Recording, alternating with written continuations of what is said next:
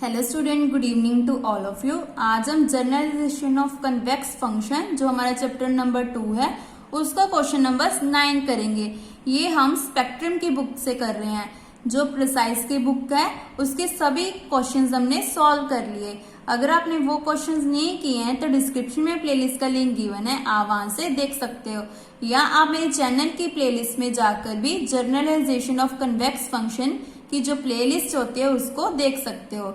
जैसे question number 10 precise की book का क्वेश्चन नंबर 7 था, ऐसे क्वेश्चन नंबर 6 था ये प्रिसाइज की बुक में, और ये भी हम क्वेश्चन सॉल्व करेंगे क्योंकि ये प्रिसाइज की बुक में नहीं है। ऐसे ये भी क्वेश्चन हमने कर लिया प्रिसाइज की बुक की, एग्जाम्पल नंबर 8 थी, और ये प्रिसाइज की बुक का क्वेश्चन नंबर 5 था। और उसी के साथ जो क्वेश्चन नंबर 8 है ये सारी क्या थी, प्रिसाइज की बुक में थ्योरम्स थी। आप स्पेक्ट्रम की बुक से भी कर सकते हो, सभी में स्टेप्स सेम है। और जो क्वेश्चन नंबर 7 है ये फर्स्ट चैप्टर है हमारा कन्वेक्स फंक्शन का। और जो क्वेश्चन नंबर 15 है वो क्या है हमारा, ये भी जो प्रिसाइज की बुक में उसमें गिवन नहीं है तो इसको भी हम सॉल्व करेंगे। और उसके बाद क्वेश्चन नंबर 16 क्या है, ये सेम है क्वेश्चन नंबर 5 जो हमने प्रिसाइज की बुक में सॉल्व किया है। तो इसका मतलब है हमारा जो क्वेश्चन नंबर 15 रहता है 12 एंड क्वेश्चन नंबर 9, उसके बाद आपका सेकेंड चैप्टर भी कंप्लीट हो जाएगा। तो पहले हम क्वेश्चन नंबर 9 को करते हैं, फिर उसके बाद नेक्स्ट वीडियो में क्वेश्चन नंबर 12 और उसके बाद क्वेश्चन नंबर 15 करेंगे। तो ये तीनों क्वेश्चन भी बहुत इंपॉर्टेंट है, बट ये क्वेश्चंस प्रिसाइज की बुक में गिवन नहीं है, तो यहां से आपको नोट करना पड़ेगा। Consider the problem minimum, minimum में प्रॉब्लम गिवन है x1 minus 4 square plus x2 minus 6 square subject to x2 less than equal to x1 square, x2 less than equal to 4।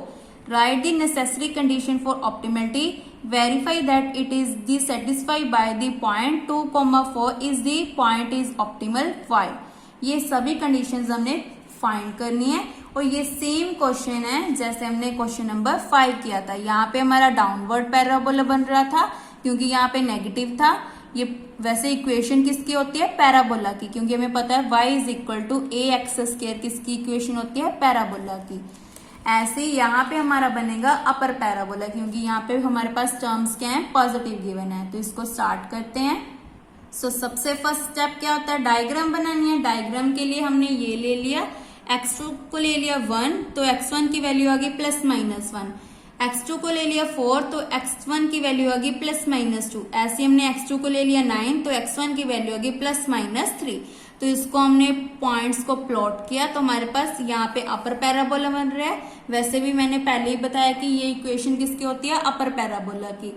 तो यहाँ पे पॉइंट्स हमारा ये आ गया 0 0, और उसके बाद हमारे पास कौन कौन से पॉइंट आ रहे हैं, जो ये पॉइंट्स निकाले हैं यहाँ पे आ रहे हैं, देखो 1 माइनस 1 ये पॉइंट बन गया। ऐसे ही 1 x1 हमारा आ रहा है नेगेटिव और x2 हमारा पॉजिटिव, दैट मीन्स ये वाला पॉइंट बन गया। ये पॉइंट बन गया हमारा x1 नेगेटिव और y हमारा पॉजिटिव। ऐसे यहाँ पे पॉइंट बनेगा हमारा, यहाँ पे आएगा ये पॉइंट -1 1, ये पॉइंट बन गया 1 1, और उसी के साथ ये पॉइंट बन गया 2 4, और इसके साथ वाला बन गया -2 4। ऐसे 3 9 3 9 यहाँ पे आएगा आगे जाके, ऐसे -3 9 यहाँ पे बनेगा। तो ऐसे हमारा पैराबोला बन गया। अब हमने क्या लिया,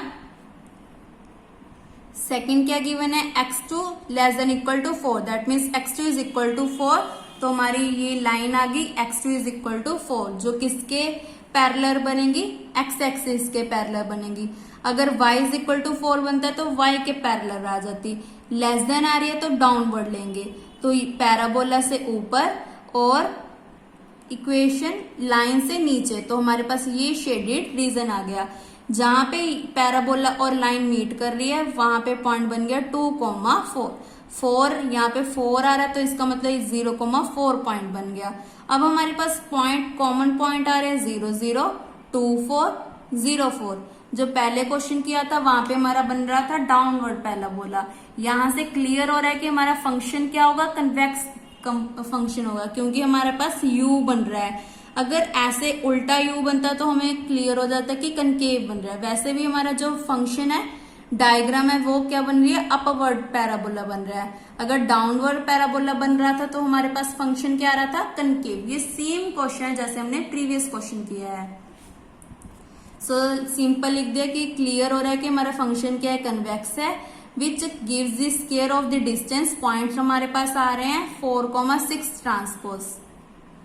सॉरी मैंने यहाँ पे गलत लिख दिया, 2,4 आ रहे थे, 2,4 ट्रांसपोज। अगर आप इस ट्रांसपोज को स्किप भी करना चाहते हैं तो इसको स्किप भी कर सकते हो। और ये वाली जो इक्वेशन है हमारी, ये कौन सा पैराबोला बन रहा है, अपवर्ड पैराबोला, क्योंकि डायग्राम से क्लियर हो रहा है कि हमारा पैराबोला अपवर्ड पैराबोला है। और इसका सेंटर क्या है, 0, 0।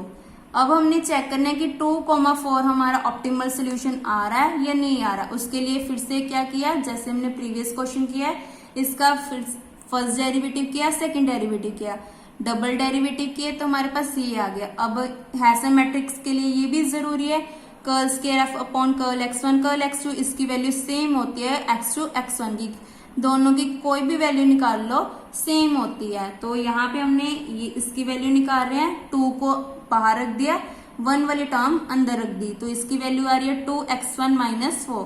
यहाँ पे 2 वाली टर्म नहीं आ रही तो सिंपल वैल्यू आ गई 0।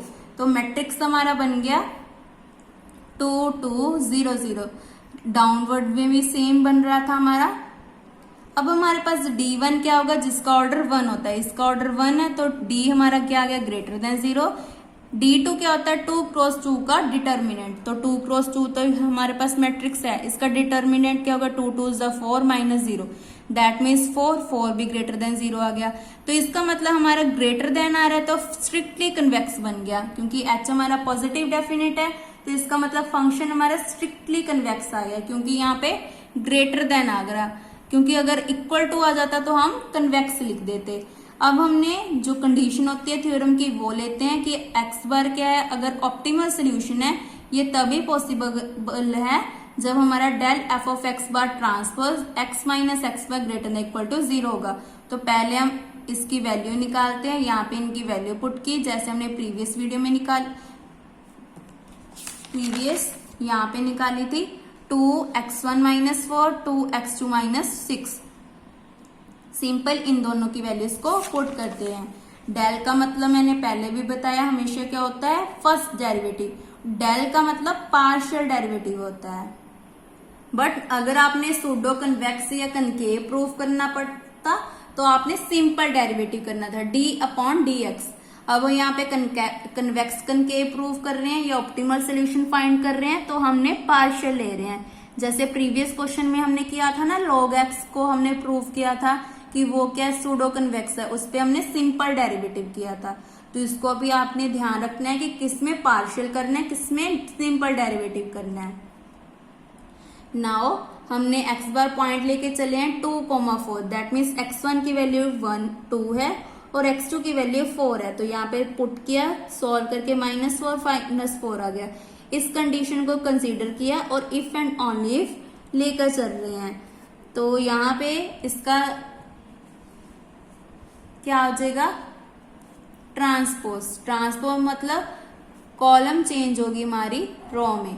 तो हमारे पास आ गया -4 -4, यहाँ पे आ गया x1 - 2 x2 - 4, क्योंकि हमारे दो ही ऑप्टिमल पॉइंट आ रहे हैं जिसको हम लेके चले हैं कि यही ऑप्टिमल पॉइंट आ रहे हैं, ग्रेटर देन इक्वल टू 0। सो इसको सॉल्व करते हैं, -4 x1 - 2 -4 x2 - 4 greater than equal to 0। इसको ओपन किया, then -4 x1 -4 x2, 16 + 8 is 24। Minus को खत्म करने के लिए माइनस के साथ मल्टीप्लाई कर दिया तो greater than equal to change हो गया लेस देन इक्वल टू में।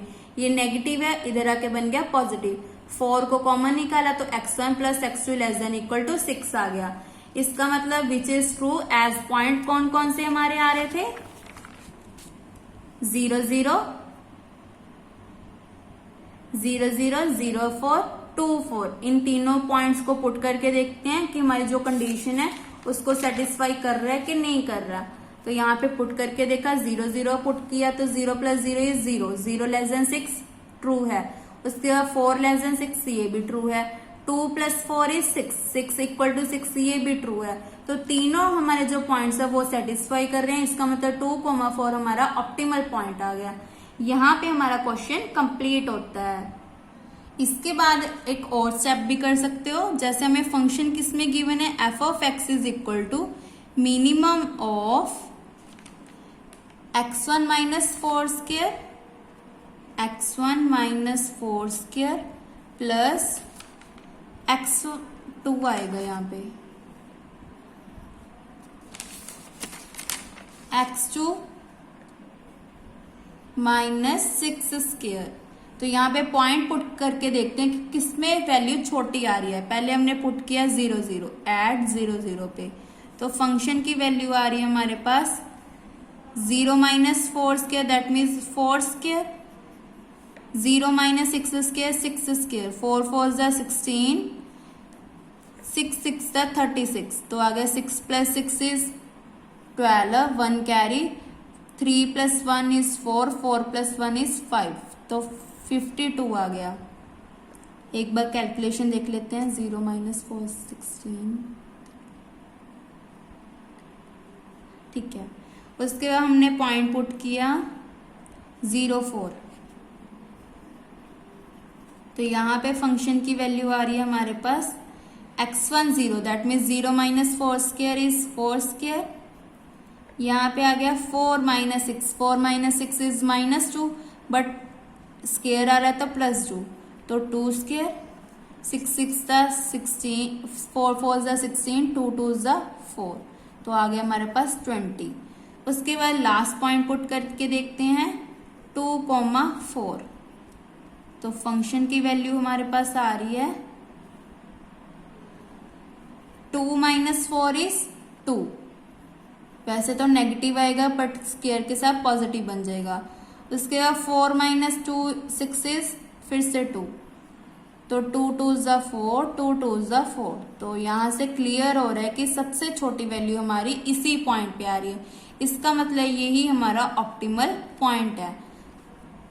तो इसके साथ आप ये भी स्टेप्स ऐड कर सकते हो, इसके साथ आपका क्वेश्चन की लेंथ इंक्रीज हो जाएगी, क्योंकि आप स्टार्टिंग में आपको पता नहीं है ना कि हम कौन सा पॉइंट ले रहे हैं, 2, 4 कैसे लेंगे।